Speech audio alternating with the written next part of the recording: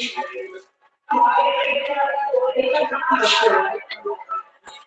morning, class.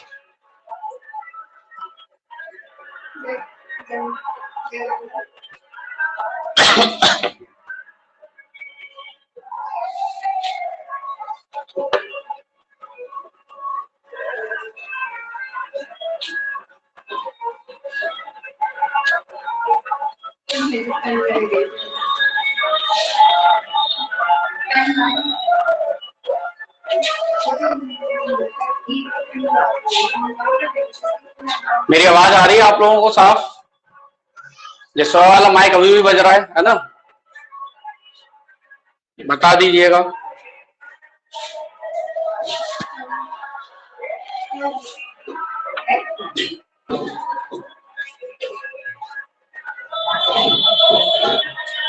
आवाज clear है? तो चलिए, हम लोग भारत का परिचय कर रहे थे। ज्योग्राफी का सेकंड क्लास है, भारत का परिचय। तो काफी चीजें मैंने आपको करा दी थी, अब आगे की चीजें जानेंगे समझेंगे यार। देखिए, कुछ क्वेश्चंस आते हैं, किस किस चीज पे क्वेश्चन आते हैं उनके बारे में आगे बढ़ते हैं। कल जहां तक कराया था उससे आगे की चीजें जानेंगे। देखो, क्वेश्चन पूछा जाएगा आपसे कि 8 डिग्री अक्षांश रेखा, उत्तरी अक्षांश रेखा किस किस के मध्य होकर गुजरती है? 9 डिग्री अक्षांश रेखा, 9 डिग्री नॉर्थ अक्षांश रेखा किस किस के मध्य होकर गुजरती है? और 10 डिग्री अक्षांश रेखा किस किस के मध्य होकर गुजरती है? इस पर एक क्वेश्चन एग्जाम में बनता है। गुड इवनिंग स्वाति, शिल्पी, ठीक है। इस पर एक क्वेश्चन बनेगा, तो सवाल यह आएगा भाई कि ये बताओ 8 डिग्री चैनल, इसको चैनल ही बोल सकते हैं, ठीक है। 8 डिग्री चैनल, 8 डिग्री लैटिट्यूड कहां कहां से गुजरता है, इस पर क्वेश्चन बनता है। तो जरा ध्यान देना कि 8 डिग्री जो रेखा गुजरती है ये मालदीव एक देश है, ध्यान रखना, ठीक है। और मिनिकॉय भारत का एक द्वीप है जो कौन से सागर में स्थित है, कोई बताएगा मुझे? मिनिकॉय, ठीक है, ध्यान रखना। तो 8 डिग्री चैनल मिनिकॉय और मालदीव को अलग करता है या इनके बीच होकर गुजरता है। अब इसके बात करें 9 डिग्री की बात करें, तो जो 9 डिग्री चैनल है ये मिनिकॉय, फिर से आप मिनिकॉय लिख सकते हो, और इसके ऊपर क्या पड़ता है? लक्षद्वीप, ठीक है, ध्यान रखना इतना। अब 10 डिग्री अक्षांश रेखा की बात करें, इसको मैं बगा का डायग्राम बना के बताऊंगा। तो ये आपका अंडमान और निकोबार के बीच होकर गुजरता है, यानी ऊपर रहेगा आपका अंडमान और नीचे रहेगा निकोबार। ये क्वेश्चन है, यानी कितनी बार परीक्षा में पूछा गया है कि 10 डिग्री चैनल किस किस को अलग करता है, ठीक है। ये पॉइंट आप याद करना, फर्स्ट, सेकंड, थर्ड, ठीक है। इनको हम समझेंगे अभी मैप पर, इसको अभी हम समझेंगे मैप पर। गुड इवनिंग आशा, स्वाति क्लियर नहीं आ रहा है? बाकी लोगों को भी दिक्कत आ रही है स्क्रीन को लेकर के? मैं बहुत साफ सुथरा लिखने की कोशिश कर रहा हूं, रिकनेक्ट करते हैं ना।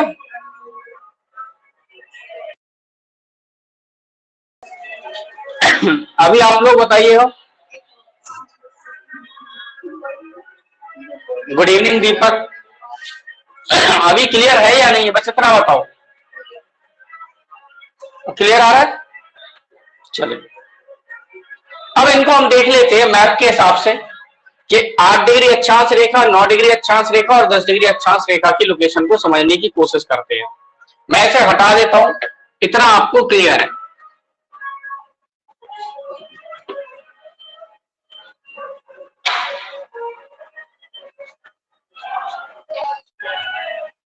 अब देखो, समझने की कोशिश करिएगा कि ये जो हमारा इंडिया है, इंडिया की बात करें तो यहां पर गुजरती है आपकी 8 डिग्री रेखा। हमने बताया था भारत का जो अक्षांश है वो 8 डिग्री 4 मिनट से शुरू होता है, ठीक है। तो 8 डिग्री जाहिर सी बात है नीचे होगा, 8 डिग्री 4 मिनट ऊपर होगा।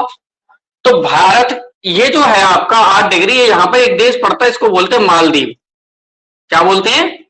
मालदीव। और इसके ऊपर एक द्वीप है जिसे हम बोलते हैं मिनिकॉय। तो मिनिकॉय भारत का हिस्सा है। और इसके ऊपर आपको द्वीप पड़ता है, आपका कौन सा द्वीप पड़ता है? लक्षद्वीप।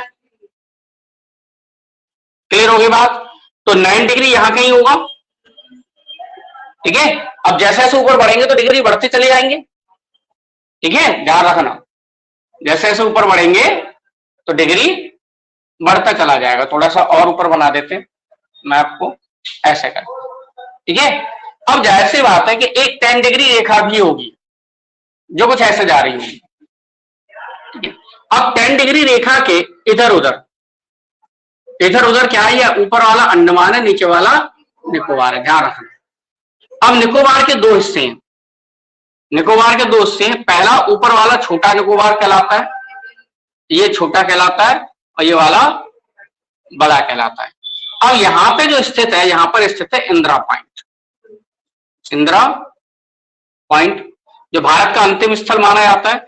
इसको पिग्मेरियन पॉइंट भी कहते हैं, पिग्मेरियन पॉइंट भी कहा जाता है, ठीक है। तो इंदिरा पॉइंट या पिग्मेरियन पॉइंट कहा जाता है। बोलो, क्लियर हुआ? अब क्लियर है? समझ लीजिएगा। तो 8 डिग्री रेखा मालदीव और मिनिकॉय को अलग करेगी, 9 डिग्री रेखा लक्षद्वीप और मिनिकॉय को अलग करेगी, 10 डिग्री रेखा अंडमान और निकोबार को अलग करेगी। क्लियर हो गई बात? ठीक है। इसके अलावा एक और जानेंगे हम लोग, वो जानेंगे कर्क रेखा।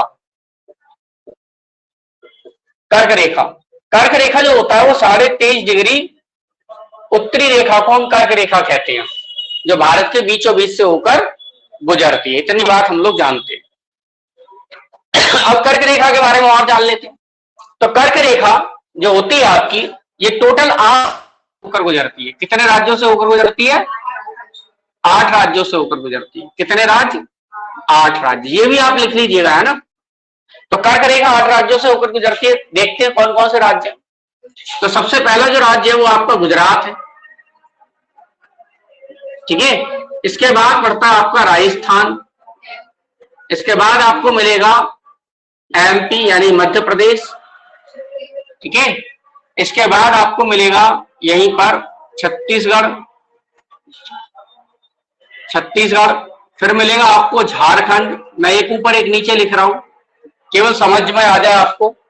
इसके बाद आपको मिलेगा वेस्ट बंगाल, ये वाला हिस्सा क्या कहलाएगा? वेस्ट बंगाल। फिर मिलेगा आपको त्रिपुरा, और उसके बाद ये मिलेगा आपको मिजोरम। तो टोटल 8 राज्य पड़ते हैं, 1 2 3 4 5 6 7 8, ठीक है। यानी गुजरात, राजस्थान, छत्तीसगढ़, गुजरात, राजस्थान, एमपी, छत्तीसगढ़, झारखंड, वेस्ट बंगाल, त्रिपुरा और मिजोरम, ठीक है। तो भारत के 8 राज्यों से होकर गुजरती है कर्क रेखा। ये समझ में आया या नहीं आया? जल्दी से बता दीजिए। और ध्यान रखना, ये वेस्ट टू ईस्ट क्रम भी बन सकता है और ईस्ट टू वेस्ट भी क्रम बन सकता है। आपसे ऐसे भी दिया आ सकता है पेपर में कि आपको 4-5 राज्य पकड़ा दे, ऐसे कह दे कि छत्तीसगढ़, एमपी, झारखंड, त्रिपुरा को वेस्ट टू ईस्ट क्रम में लगाइए, तो आप लगा पाएंगे या नहीं लगा पाएंगे?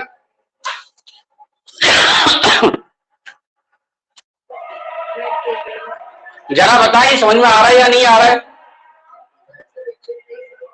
क्लियर हुआ या नहीं हुआ?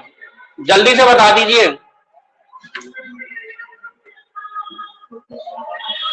अगर इतना क्लियर है तो हम आगे बढ़े। वेरी गुड, चलिए। तो राज्यों के नाम जरूर याद रखना, कोई ट्रिक के चक्कर में नहीं पड़ना है। सबसे बढ़िया तरीका ये है कि एक बार मैप डाउनलोड कर लेना, इंडिया का मैप देख लेना अच्छे से, ठीक है। तो आप एक काम और करेंगे, देखो अगर ये क्वेश्चन आ जाए कि इस रेखा पर क्षेत्रफल की दृष्टि से सबसे बड़ा राज्य कौन सा है और सबसे छोटा राज्य कौन सा है, मतलब वैसे तो इंडिया में सबसे बड़ा राज्य कौन सा है? राजस्थान है, ठीक है। क्षेत्रफल में राजस्थान सबसे बड़ा है, लेकिन इस लाइन पर मतलब कौन सा जो सबसे ज्यादा एरिया कवर करेगा? तो सबसे ज्यादा एरिया कवर करेगा एमपी और सबसे कम कवर करेगा राजस्थान। जरा सा हिस्सा निकलता है राजस्थान से, बहुत छोटी निकलती है, ध्यान रखना, ठीक है। एमपी बिल्कुल सही आंसर है।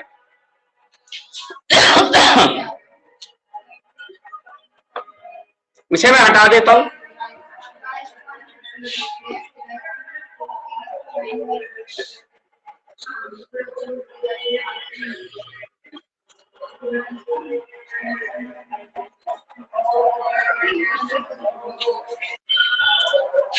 देखो जरा नोटिस करो, एक बात समझाता हूं कि अगर हम भारत में दो चीजों की बात करते हैं, एक क्षेत्रफल की बात करते हैं और एक बात करते हैं जनसंख्या की, ठीक है। तो समझना कि भारत का क्षेत्रफल की दृष्टि से सबसे बड़ा राज्य कौन सा है? राजस्थान। उसके बाद पक्की बात महाराष्ट्र है, इसके बाद फिर यूपी। याद करिएगा ये क्रम।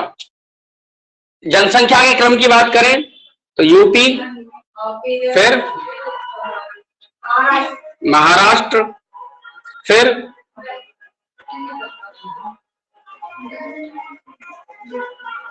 बिहार, फिर वेस्ट बंगाल, ठीक है। एक बार इस क्रम को चेक कर लीजिएगा, मैं क्वेश्चन मार्क लगा देता हूं, एक बार चेक कर लेना आप लोग, है ना। एमपी, यूपी, बिहार, अच्छा साथ ही बिहार बिल्कुल सही आंसर है, ठीक है। तो वेस्ट बंगाल हो गया। ये वाली चीज याद रखना, ये जनसंख्या का क्रम और जो है भारत के क्षेत्रफल का क्रम आपको याद होना चाहिए। अब आगे बढ़ते,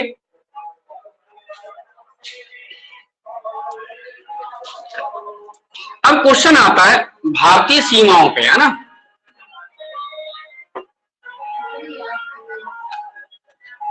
मैं बात कर रहा हूं भारतीय सीमाओं की। इसी में एक क्वेश्चन बनेगा आपके लिए, वो बनेगा भारतीय सीमाएं। तो भारतीय सीमाएं की बात करें तो कुछ क्वेश्चन आते हैं, जैसे रेड क्लिफ रेखा, या आप लोग सब जानते हो, मैं केवल रिवीजन करवा रहा हूं, है ना। या रेड क्लिफ लाइन, तो रेड क्लिफ लाइन सब लोग जानते हैं कि भारत और पाकिस्तान के बीच में, भारत और पाकिस्तान। एक और रेखा है जिसको हम बोलते हैं डूरंड लाइन।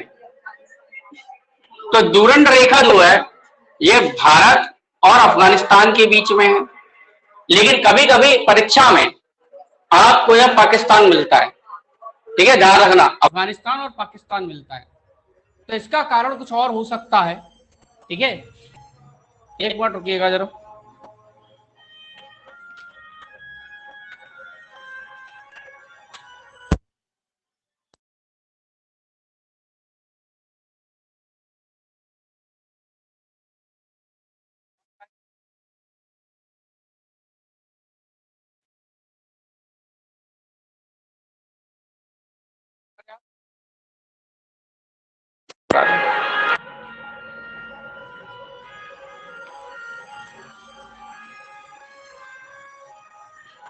फोन कर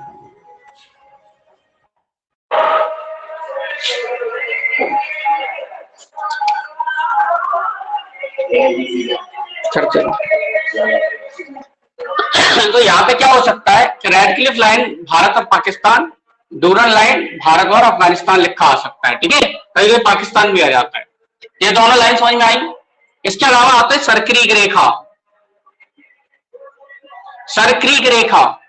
तो सर्करीक रेखा भारत और फिर से पाकिस्तान। अब सर्करीक रेखा वाला जो हिस्सा है, ये हिस्सा जो पड़ता है, ये हिस्सा पड़ता है आपका पाकिस्तान वाले क्षेत्र में,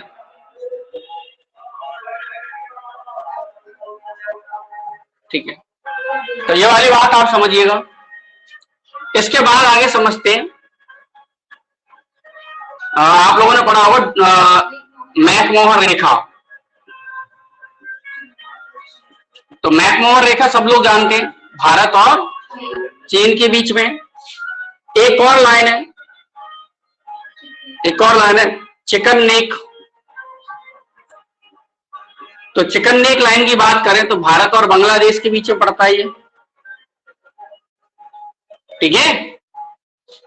अब इसके अलावा कुछ विदेशी रेखाएं, वो भी मैं यहां पर कुछ आपको बता देता हूं लगे हाथ, ठीक है। तो कुछ क्वेश्चन आ जाते हैं, जैसे 38वीं समानांतर रेखा। 38वीं समानांतर रेखा आपसे पूछ ली जाती है, तो ये नॉर्थ कोरिया और साउथ कोरिया के बीच में है। ठीक है, याद रखिएगा, नॉर्थ कोरिया और साउथ कोरिया के बीच में। 49वीं पूछी जाएगी आपसे समानांतर रेखा, तो ये यूएसए और कनाडा के मध्य। इसके अलावा एक और पूछ ली जाती है,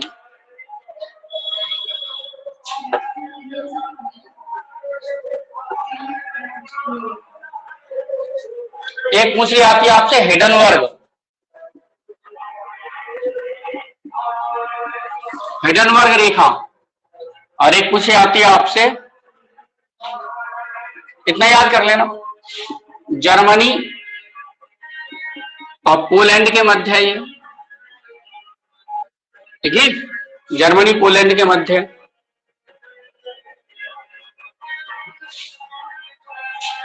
एक है ओडर निश्चय, ओडर निश्चय रेखा, ये मैं थोड़ा चेक करके बता दूंगा ना, 1 मिनट रुक जाइए जरा, मैं चेक कर लेता हूं।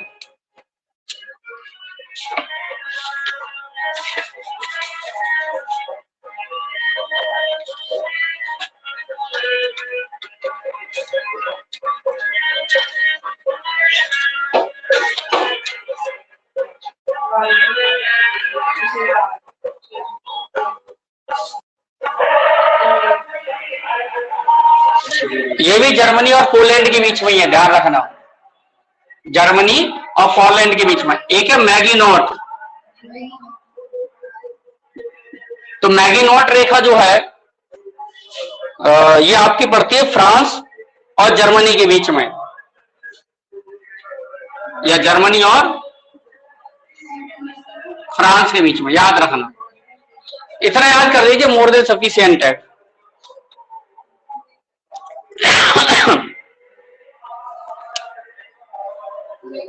क्लियर हो गया? तो ये लाइंस आपको क्लियर हो तो आगे बढ़े।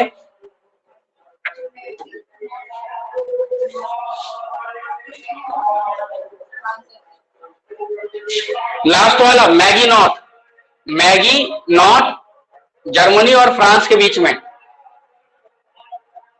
जर्मनी और फ्रांस के बीच में,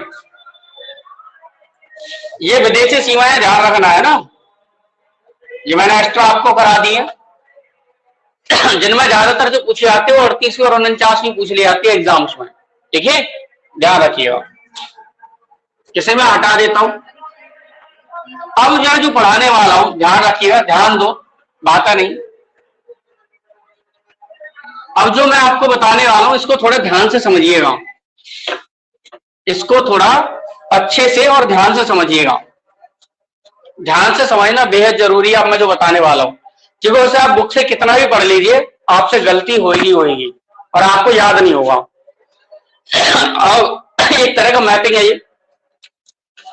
देखो, सबसे पहले हम बात करेंगे भारत के तटीय राज्यों की, भारत के तटीय राज्य। तो भारत के अगर तटीय राज्यों की बात करें तो इनकी जो संख्या है वो 9 है। कितनी है? 9 है। ध्यान दिया करो, समझ में आ रहा है नहीं आ रहा है? अब अगर भारत के तटीय राज्यों को अगर हम देखें मैप पे, तो आपको सबसे पहले जो मिलेगा वो मिलेगा आपको गुजरात, इसके बाद मिलेगा आपको महाराष्ट्र, इसके बाद मिलेगा गोवा, फिर आपको मिलने वाला है कर्नाटक, और फिर ये मिलेगा आपको केरल। इसके बाद इधर आ जाइए तो आपको मिलेगा तमिलनाडु, इससे ऊपर बढ़ेंगे तो आपको मिलेगा आंध्रा, इससे ऊपर बढ़ेंगे तो आपको मिलेगा ओडिशा, और सबसे ऊपर इस तरफ मिलेगा आपको वेस्ट बंगाल। आई होप ये बात आपको समझ में आई होगी। इतनी बात क्लियर हुई या नहीं हुई, जल्दी से बताओ।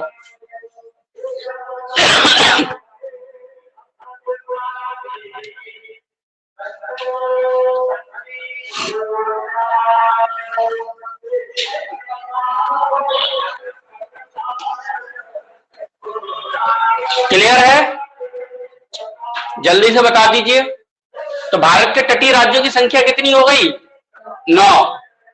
और ये आपके राज्य। तो अगर आप क्रम भी देख पाएंगे तो इधर गुजरात, महाराष्ट्र, गोवा, कर्नाटक, केरल, तमिलनाडु, आंध्रा, उड़ीसा और वेस्ट बंगाल। इतना क्लियर है? बाकी लोग भी बता दिया करो भाई। आप क्लास लाइव लेते हो तो तरीके से लिया करो।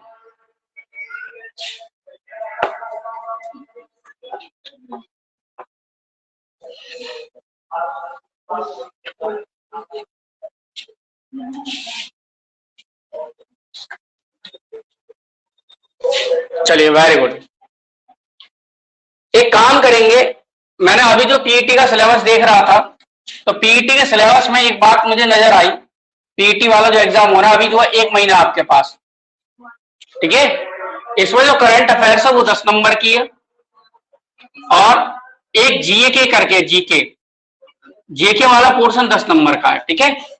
तो जीके वाला पोर्शन मैं करा दूंगा आपको, ठीक है। अगर पॉसिबल हुआ तो अलग से एक क्लास लगा देंगे और 10 दिन क्लास करा दूंगा। 10 दिन में आपको पूरा इतना समझ में आ जाएगा कि 10 में से आप आराम से जो 5-7 क्वेश्चन प्लस कर लोगे, छोटा सा एरिया पढ़ के, ठीक है। मैं बता दूंगा आपको, बट टॉपिक वाइज करा देंगे, है ना, जो और परीक्षाओं में भी काम आएगा।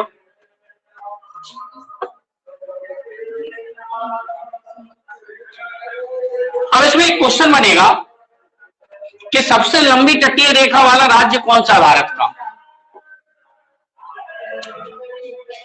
तो तट की अगर हम बात करें, जो तट है, तट में लार्जेस्ट तट कौन से राज्य का है? लार्जेस्ट तट की बात कर रहे हैं तो लार्जेस्ट कोस्ट जो हम लोग जानते हैं गुजरात का है। लेकिन अब मैं आपको जानकारी के लिए थोड़ी सी एक बात बताना चाहूंगा कि अगर हम तट की बात करें तो अंडमान निकोबार का जो तट है वो सबसे बड़ा है, उसके बाद गुजरात का है। अब जरा सेंस ध्यान रखना कि अंडमान निकोबार क्या है? यूटी है, यूनियन टेरिटरी है, संघ शासित राज्य है, और गुजरात प्रॉपर राज्य है। अगर दोनों ऑप्शन में होंगे तो अंडमान निकोबार लगेगा आंसर। अंडमान निकोबार ऑप्शन में नहीं आता, इसलिए फिर हम जो गुजरात लगाते हैं। समझ में आगे बात या नहीं आई? ऐसे ही अगर स्मॉलेस्ट की बात करें, सबसे छोटे की बात की जाए, शॉर्टेस्ट आप लिख सकते हो इसको, सबसे कम लंबा, तो यहां पे मिलेगा आपको दमनदीव, ठीक है। सबसे छोटा एक्चुअल में ये है। और राज्यों में बात करें तो गोवा, ठीक है। समझने की कोशिश करो कि दमनदीव की जो, अब दमनदीव चूंकि अकेला रहा नहीं है, लेकिन फिर भी अगर एक द्वीप के रूप में अगर देखें तो दमनदीव एक द्वीप है और इसका जो एरिया वो केवल 42 किलोमीटर का है, ठीक है। यानी कोस्टल एरिया हुआ इसका, और ये गोवा रहा हमारा। और गोवा का जो कोस्टल एरिया है वो लगभग हुआ आपका 101 किलोमीटर है। तो 101 किलोमीटर का गोवा है, जबकि गुजरात बहुत लंबा है। गुजरात की अगर हम बात करें तो गुजरात जो आपका 1214 किलोमीटर लंबा है अप्रोक्सीमेट, ठीक है। ये वाली बात आपको समझ में आनी चाहिए। तो ज्यादातर क्वेश्चन जो आते हैं वो इन पर आते हैं कि भारत का सबसे लंबा राज्य गुजरात, भारत का सबसे छोटा राज्य, सॉरी सबसे लंबी तटरेखा गुजरात की, सबसे छोटी तटरेखा गोवा। लेकिन ऑप्शन में अगर ये दे रखे हैं दमनदीव और अंडमान निकोबार तो आप ध्यान रखिएगा, है ना।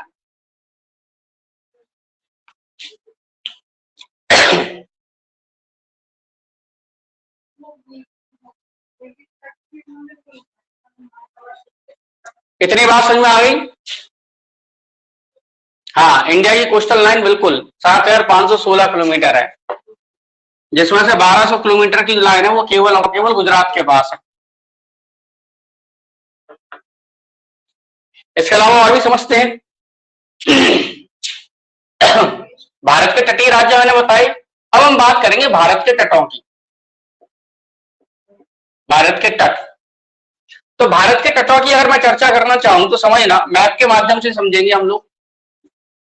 देखो, ये गुजरात का तट है, इसके बाद महाराष्ट्र का तट मिलेगा, इसके बाद गोवा का तट मिलेगा, फिर थोड़ा सा कर्नाटक का तट, और फिर मिलेगा आपको केरल का तट।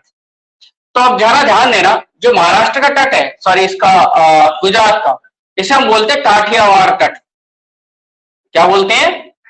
काठियावाड़ तट, ठीक है।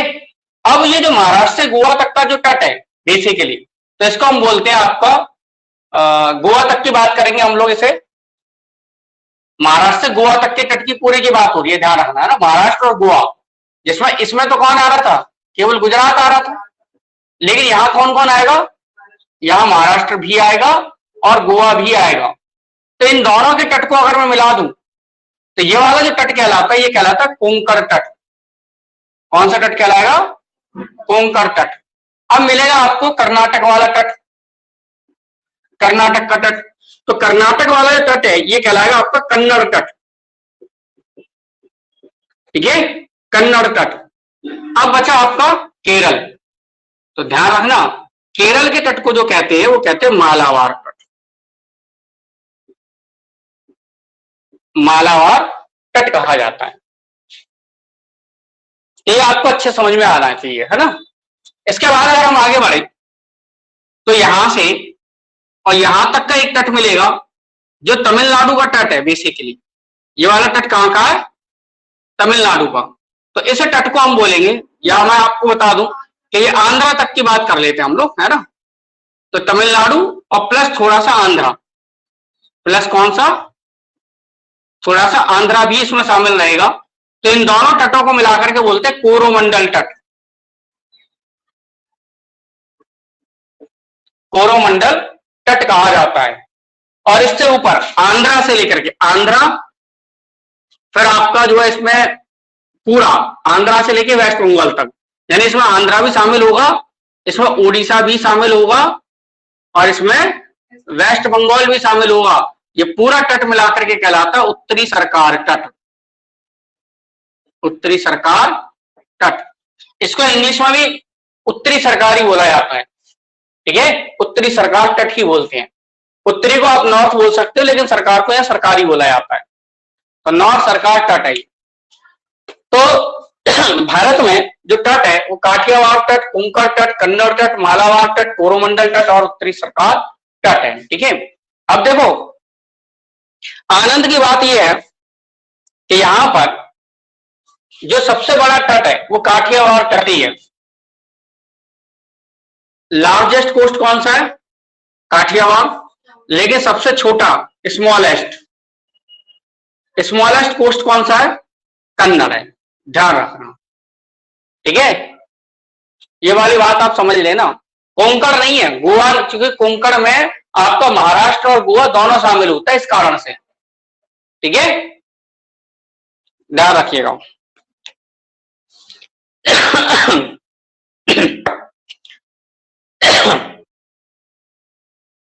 राज्य के हिसाब से पूछेंगे तो गोवा आंसर आता है, क्योंकि कर्नाटक का जो तट है वो बेसिकली 208 किलोमीटर लंबा है, लेकिन कोंकण तट में जो महाराष्ट्र और गोवा दोनों शामिल है इसलिए वो ज्यादा बड़ा हो जाता है, ठीक है, ध्यान रखना।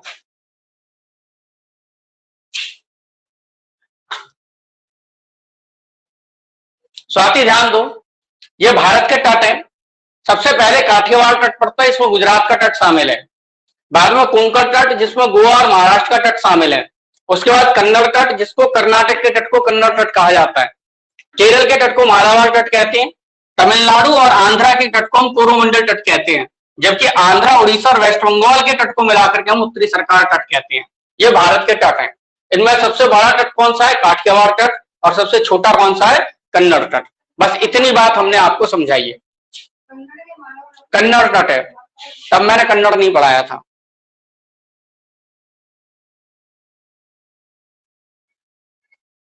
क्लियर हो गया? हाँ, ऐसा नहीं समझ में आ रहा, नहीं आ रहा है? तो भारत के तटीय राज्य हैं। अगर मैप नहीं देखा आपने तो मैप जरूर देखिए इंडिया का। बिना मैप देखे ये चीजें याद नहीं होंगी।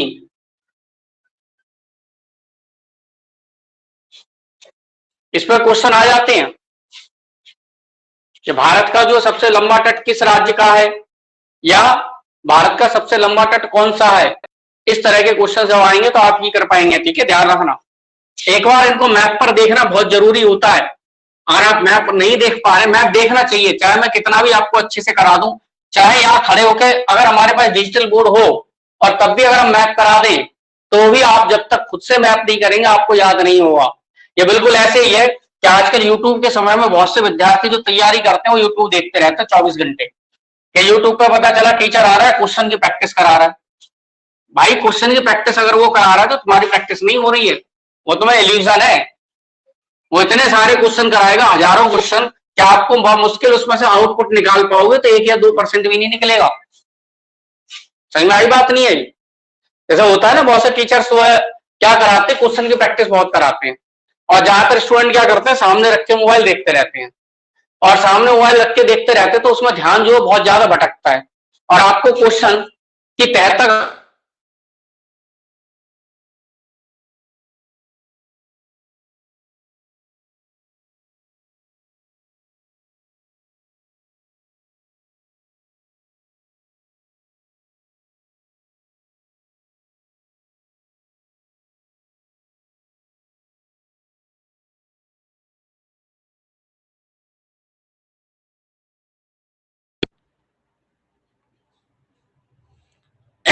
क्या हुआ, क्लास चली गई क्या?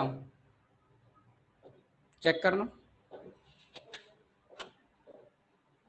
क्लास नजर आ रहा है ना? चलिए अब हम बात करते हैं भारत के सीमावर्ती राज्यों की, है ना। तो भारत के सीमावर्ती राज्य, तो भारत के सीमावर्ती राज्य समझेंगे। अरे देखो, अगर हम बात करें इंडिया के मैप की, तो ये हमने तटीय राज्य तो जान लिया, अब हम स्थलीय राज्यों को जानने की कोशिश करेंगे। मैं एक इंडिया का मैप बनाऊंगा, आपको बस देखना है, आपको मैप नहीं बनाना है, आप लोग केवल समझने की कोशिश करिएगा।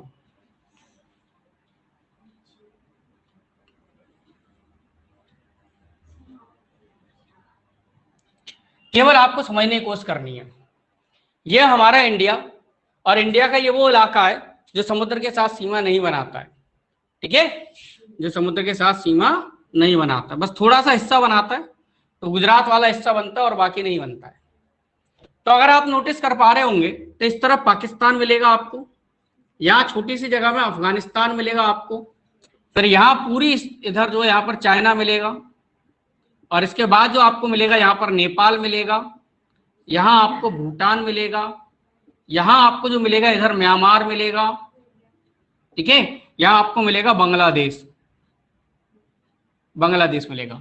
तो भारत के साथ स्थलीय सीमा बनाने वाले जो देश हैं वो कौन कौन से हैं? पाकिस्तान, अफगानिस्तान, चाइना, नेपाल, भूटान, म्यांमार और बांग्लादेश। क्लियर हो गई बात? समझ में आ रही है बात? अब क्वेश्चन ये बनता है कि भारत के कौन कौन से ऐसे राज्य हैं, भारत के ऐसे कौन कौन से राज्य हैं जो स्थलीय सीमा बनाते हैं अन्य देशों के साथ। तो इसके लिए हमें हेडिंग क्या डालनी पड़ेगी वो समझो। आप हेडिंग डालेंगे पाकिस्तान के साथ या पाक के साथ। तो अब जरा समझने की कोशिश करो, या मुझे बताओ पाकिस्तान के साथ कौन कौन सा राज्य सीमा बनाता है या कितने राज्य सीमा बनाते हैं। तो जरा देखो मैप पे अगर आप ध्यान देंगे तो ज्यादा आसान रहेगा आपके लिए। तो सबसे पहले तो आपको गुजरात मिलेगा, ठीक है, इसके अलावा आपको मिलेगा पंजाब, समझने की कोशिश करिएगा। इसके बाद आपको मिलेगा राजस्थान मिलेगा पहले, है ना, राजस्थान रह गया, यहां मिलेगा आपको राजस्थान। उसके बाद मिलेगा पंजाब, और पंजाब के बाद अब जरा ध्यान देना कि यहां पर ये वाला जो हिस्सा है, ये वाला हिस्सा है J&K, और ये बाकी जो पूरा हिस्सा है ये है लद्दाख। जो नया मैप है, नए मैप के हिसाब से ऊपर वाला हिस्सा क्या है? लद्दाख है, और ये साइड वाला हिस्सा क्या है? J&K है। बोलो इतनी बात समझ में आ गई? तो अगर राज्यों की बात करें तो ध्यान रखना, जो राज्य जो बाउंड्री बनाते हैं पाकिस्तान के साथ वो 3 है, गुजरात, राजस्थान और पंजाब। और यूनियन टेरिटरी कौन कौन से हैं? जम्मू एंड कश्मीर और लद्दाख। तो ये क्या है? केंद्र शासित राज्य है, और ये क्या है? आपके राज्य हैं, ठीक है, ध्यान रखिएगा।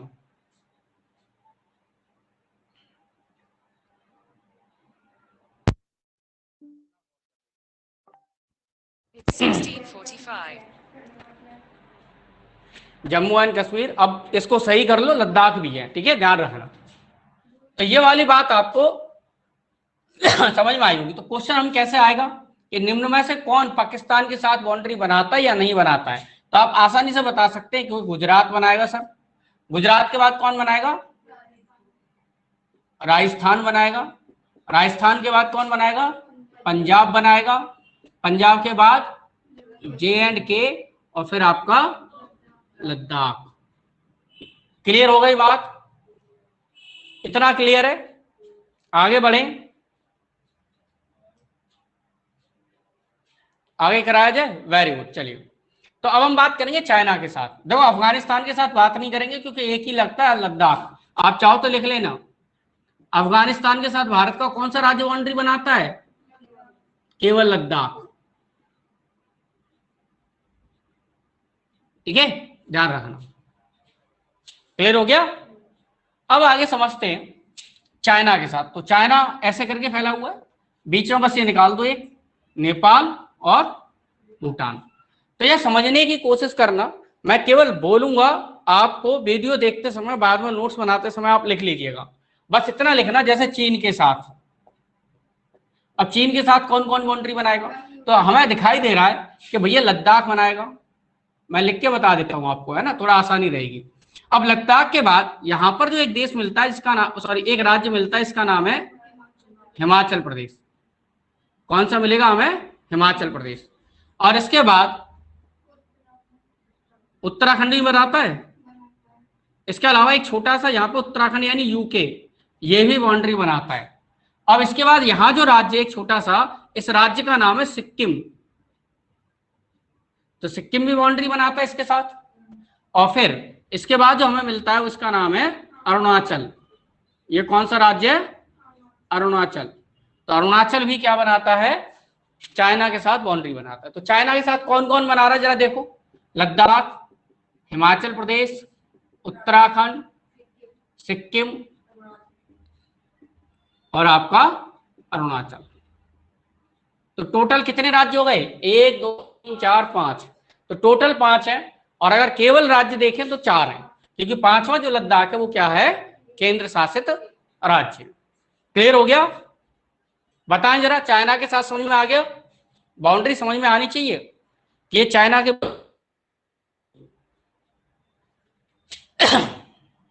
अब देखिए नेपाल। अब हम बात करेंगे नेपाल के साथ। तो जब ये हमारा नेपाल, तो नेपाल के साथ आपका उत्तराखंड तो लगेगा ही लगेगा।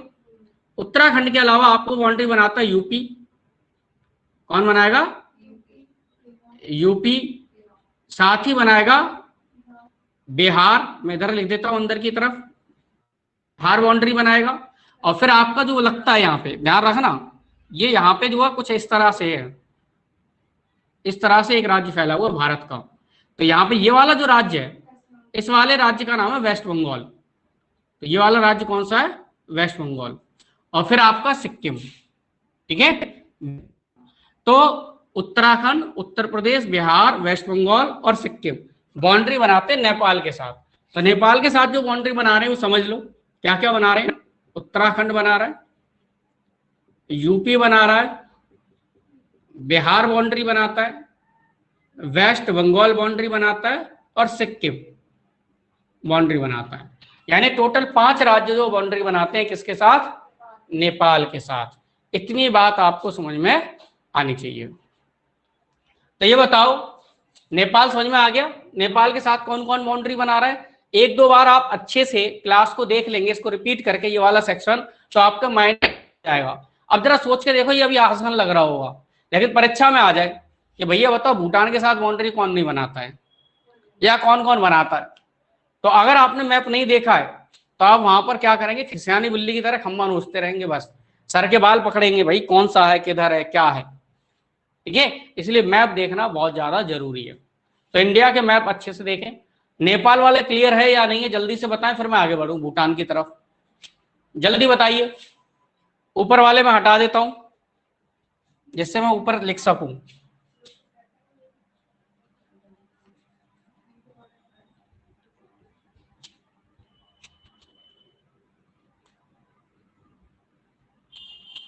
इसे हम हटा देते, ऊपर वाला है ना। चलो ये नेपाल भी मिट गया, हटा ही दो।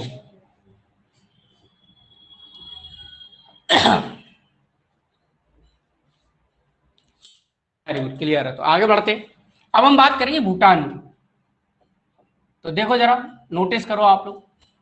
देखो भूटान के साथ सबसे पहले बाउंड्री तो सिक्किम ही बनाएगा, और सिक्किम के साथ आपका ये वेस्ट बंगाल भी बनाएगा, और साथ ही साथ यहाँ पर एक राज्य इसका नाम है असम, ये भी बनाएगा, और फिर आपका अरुणाचल भी बनाएगा।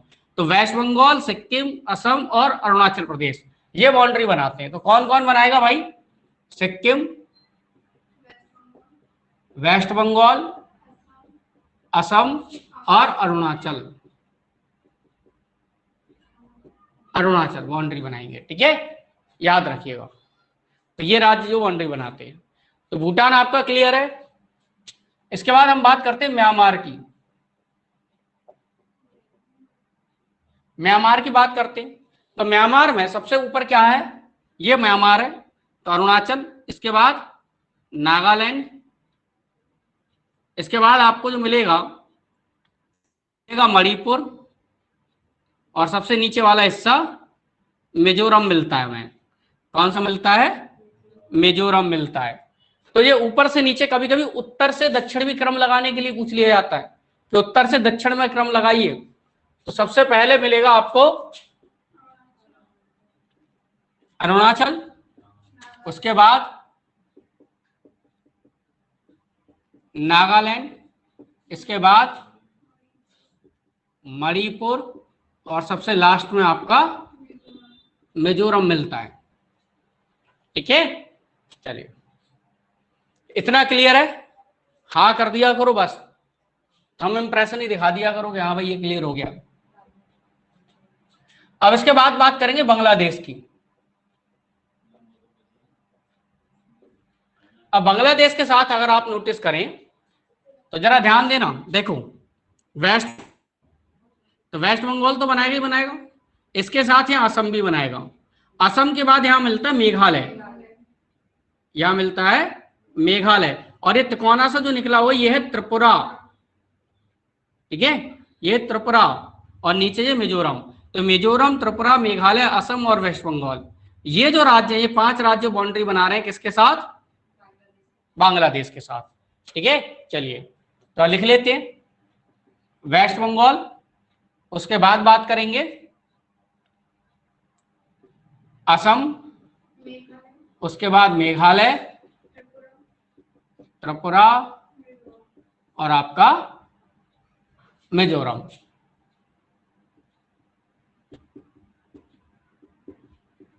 मिजोरम, ठीक है। तो 2 और 3 5, मैक्सिमम 5 ही राज्य जो बाउंड्री लगाते हैं विदेशी देशों के साथ। क्लियर हुआ या नहीं हुआ? तो ये सेक्शन मैंने है, इस सेक्शन को मैंने मैप के माध्यम से करवाने की कोशिश की है। अगर आप इसे बहुत अच्छे से देख लेंगे तो आपके लिए हमेशा के लिए याद हो जाएगा। 2 से 3 बार आप इसको देख लीजिए रिपीट करके, नहीं तो एक बार देख लो और उसके बाद क्या करो, मैप देख लेना। मैप देखना ज्यादा बेटर रहेगा, ठीक है। और साथ ही साथ आप राजधानी भी देख लेंगे, ठीक है ना। तो ऐसे करते करते आप पूरा इंडिया घुमाएंगे, पूरा इंडिया बैठे बैठे घूम लिया बिना टिकट के, है ना।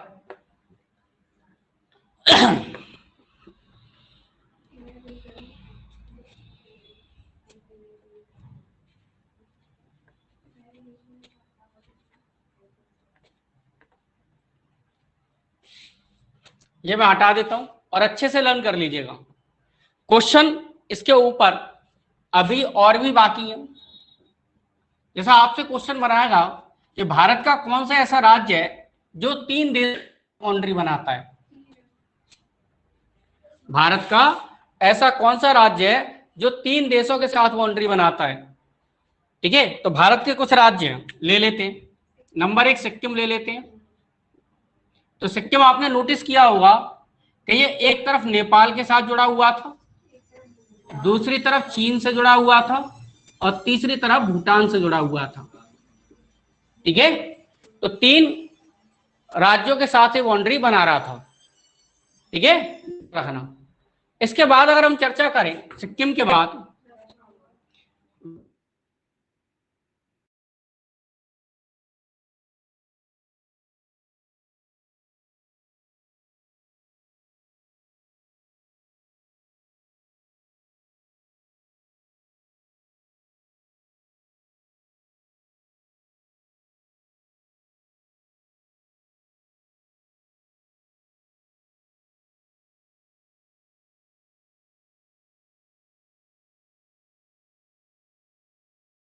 भूटान,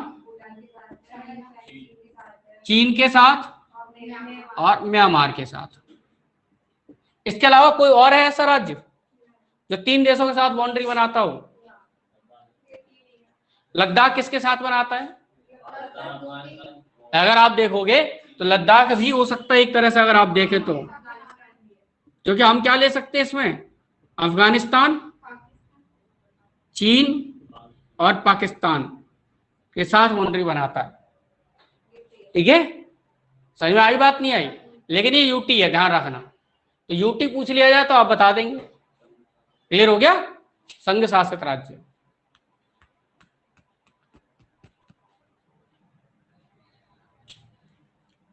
अच्छे से आप देखिए इनको तो आपके लिए याद हो जाएंगे। ऐसा जो बांग्लादेश से 3 ओर से घिरा हुआ है, जो बांग्लादेश से 3 ओर से घिरा हुआ है, कौन सा राज्य है? बताओ जरा जल्दी से, लिख लेना। बांग्लादेश से 3 ओर से घिरा हुआ राज्य।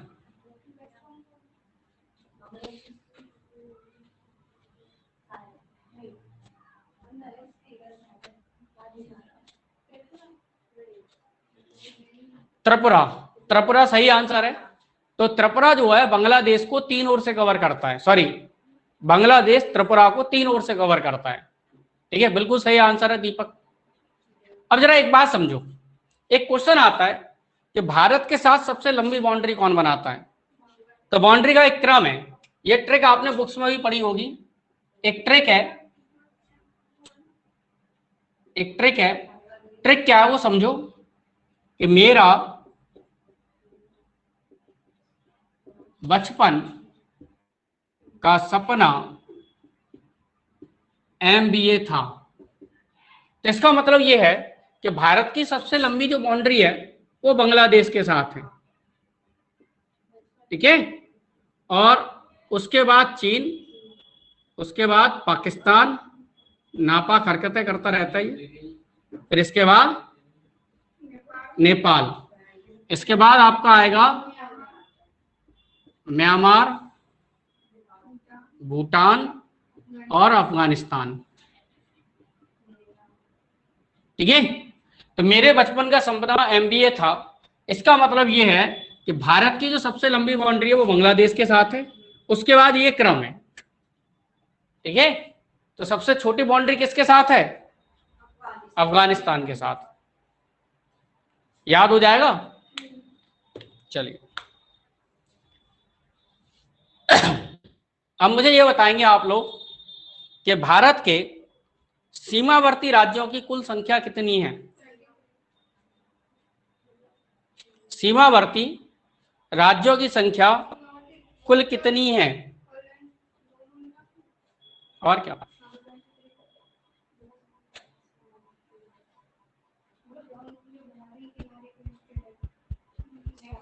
इसका मतलब क्या है, मैं समझाता हूं आपको। इसे हटा देते, ये आपको क्लियर हो गया होगा। 2-3 पॉइंट और करा दे तो भारत का ये पर्चा पूरी तरह से खत्म हो जाएगा, ये चैप्टर।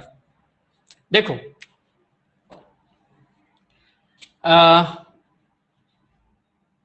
क्या समझ सकते हैं इसमें?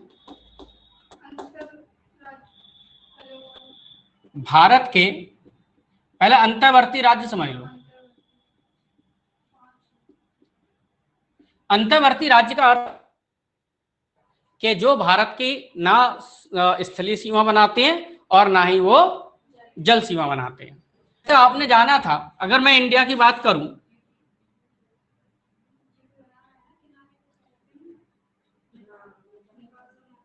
अब इंडिया की बात करें, यहां से शुरू करो, यहीं वापस लौट के आ जाओ, तो उन राज्यों की संख्या कितनी है? तो अंतर्वर्ती राज्य समझ लो, इनकी संख्या 5। कितनी है? 5। कौन कौन से? हरियाणा, MP, छत्तीसगढ़, झारखंड और तेलंगाना। ये ऐसे राज्य हैं जो किसी के भी साथ बाउंड्री नहीं बनाते, मतलब ना ये आपकी जो है जल सीमा बनाते हैं न स्थलीय सीमा बनाते हैं। ये भारत के बिल्कुल इंटरनल पार्ट में स्थित है।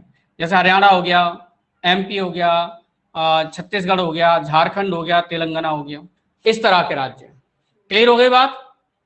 तो अगर 5 ऐसे राज्य हैं तो शेष कितने राज्य बचे? 23। तो 23 हमारे यहाँ कैसे राज्य हैं? बाउंड्री वॉल वाले। तो सीमावर्ती राज्यों की संख्या, सीमावर्ती राज्य कितने हो गए? 23। बोलो बात समझ में आई या नहीं आई? इनमें से भी 9 राज्य कैसे हैं? जो तटीय सीमा बनाते हैं। ठीक है, तो शेष राज्य कैसे होंगे? जो स्थलीय सीमा बनाएंगे। लेकिन पॉइंट टू भी नोटेड है कि जब आप बात करेंगे उधर की स्थलीय राज्यों की, तो आपने तटीय राज्यों में ऐसे 2 कॉमन राज्य इंडिया में, एक वेस्ट बंगाल और एक गुजरात। जब ये काउंट करोगे आप तो ये जल सीमा भी बनाते हैं, स्थल सीमा भी बनाते हैं।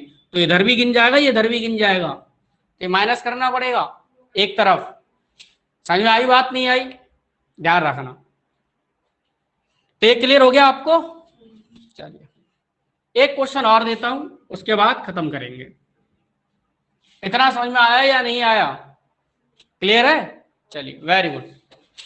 तो भारत के तटीय राज्य आप जान लिए। भारत में ऐसा कौन सा राज्य जो सबसे ज्यादा राज्यों के साथ सीमा बनाता है? सर्वाधिक राज्यों के साथ सीमा बनाने वाला भारतीय राज्य कौन सा है? तो हमारा ये यूपी है, वो सर्वाधिक राज्यों के साथ बाउंड्री बनाता है। तो यूपी टोटल 8 स्टेट के साथ बाउंड्री बनाता है। तो 8 स्टेट कौन कौन से हैं? उत्तराखंड, हिमाचल प्रदेश, हरियाणा, एमपी, झारखंड, बिहार, राजस्थान। एक कौन सा बच गया भाई? ना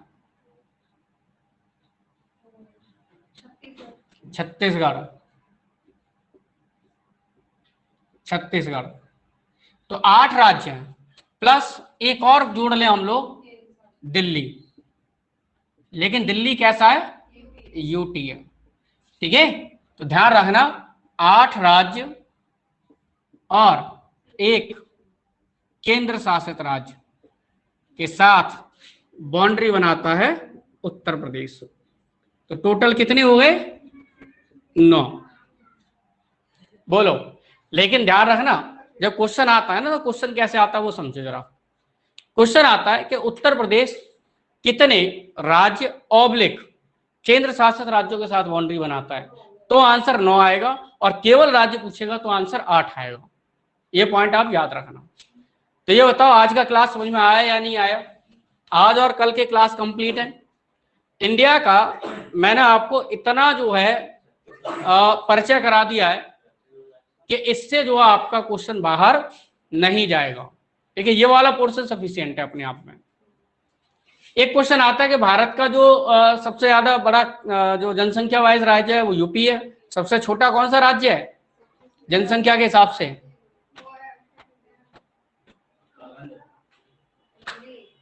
सबसे छोटा राज्य कौन सा है जनसंख्या के हिसाब से?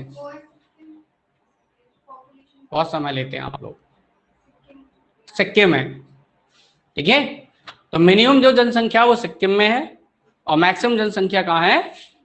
यूपी में। वो जनसंख्या कराएंगे तब आपको करवा देंगे, निश्चिंत रहें।